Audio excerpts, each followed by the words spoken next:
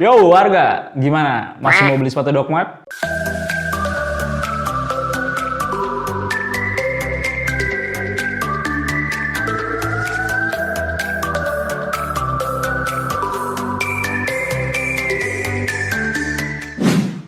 Ya, setelah seminggu kemarin, kita akhirnya ngebedah dua sepatu yang secara siluet dan desain itu mungkin 90% mirip bahkan sama, yaitu Dogmart dan juga Portigoods. Dan dari video kemarin, kita bisa tahu dan menyimpulkan kalau HPP produk itu tidak berbanding lurus sama harga akhir produk di toko.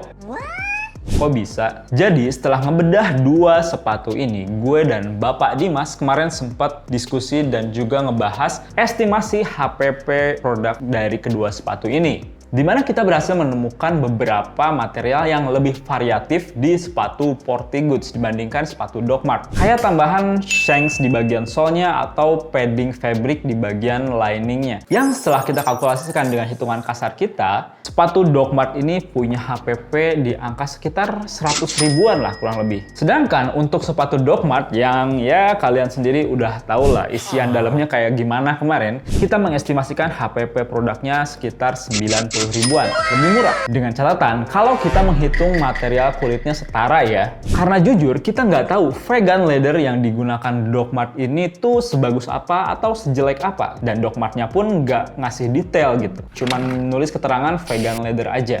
Karena yang orang produksi kayak kita tahu, vegan leather ini cuman istilah marketing buat ngejual kulit sintetis jadi lebih laku dan harganya bisa di-up gitu aja. Tapi yang mengejutkan adalah harga retail dari kedua sepatu ini yang range-nya itu bisa jomplang sampai 80%. Dimana si Portigoods itu ngejual sekitar 300 ribuan dan si Dogmart itu ngejual dengan harga 2,8 juta rupiah. Murah bukan? Bukan. Oke, gua paham kalau misalnya si Dogmart ini ngejual history, culture, dan juga mungkin heritage mereka tentang sepatu perlawanan, sepatu anti kemapanan, atau apapun itulah. Tapi maksud gue, kenapa si Dogmart ini sampai harus menyamakan harga sepatu vegan leather mereka sama sepatu genuine leather mereka di pasaran? Siapa market sepatu kulit sintetis seharga 2,8 juta guys? Kalau misalnya gue pribadi disuruh milih antara sepatu Dogmart yang genuine leather dan vegan leather dengan harga yang sama, gue dengan secara sadar pasti bakal milih yang genuine leather. Ya walaupun masih banyak sepatu lain yang lebih worth it ya.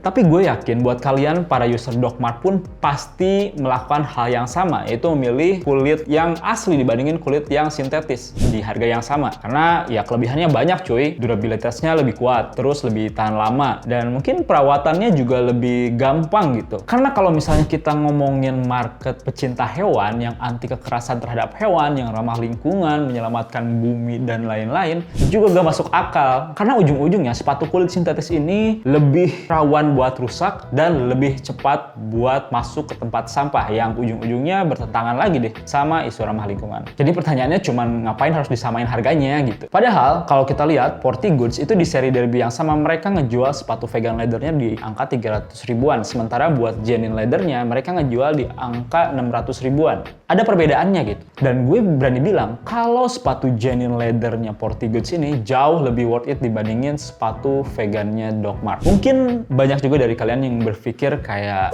si Portigoods mah tinggal nyontek desain doang, dimodif dikit, terus dijual gitu aja. Padahal kalau kita ngomongin desain, Dogmart ini adalah sepatu yang terinspirasi dari sepatu perangnya Nazi yang diproduksi sama G. Brüder Dassler sebelum jadi Adidas. Dan lebih jauh dari itu, sepatu ini tuh adalah sepatu-sepatu yang biasa dipakai sama petani dan pekerja di Inggris yang lisensinya dibeli sama Dr. Klaus Martins di Jerman untuk dikembangkan jadi Dogmart yang kita tahu seperti sekarang. Tapi kalian juga jangan nyangka kalau misalnya gue benci banget sama Dogmart. Kita semua benci Dogmart.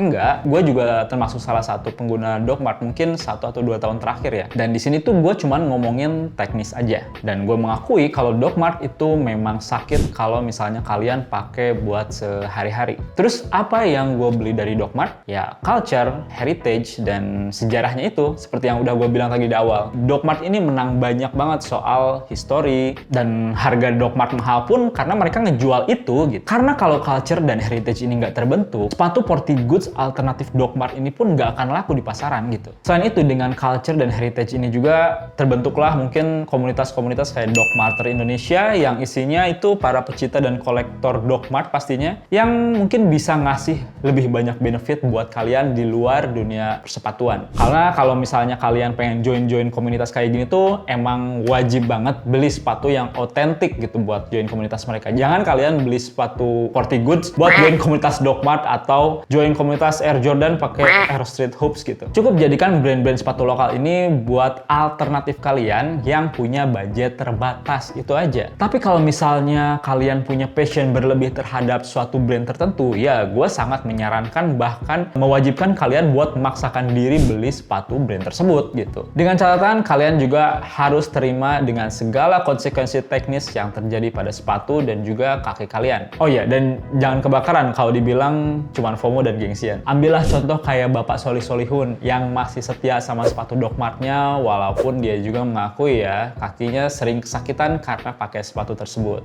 Kaki gua masih belum pulih nih, 15 hari jalan pakai Doc Mart, setiap hari 15.000 langkah. Tapi setahu gua ada juga sih beberapa sepatu Doc Mart yang lebih nyaman buat dipakai sehari-hari. Gua sendiri lupa nama serinya, tapi buat kalian yang tahu bisa tulis di kolom komentar. Oh ya, kalian juga tulis alasan kalian kenapa kalian masih beli sepatu Doc Mart di zaman sekarang dan alasan kenapa kalian gak mau beli sepatu Doc Mart di zaman sekarang. Dan mungkin segitu aja video Shoepedia kali ini. Jangan lupa subscribe channel kita dan nyalakan lonceng notifikasinya supaya kalian gak ketinggalan video-video baru dari kita. Gue Erik pamit undur diri, sampai ketemu di video Shoepedia berikutnya. Adios.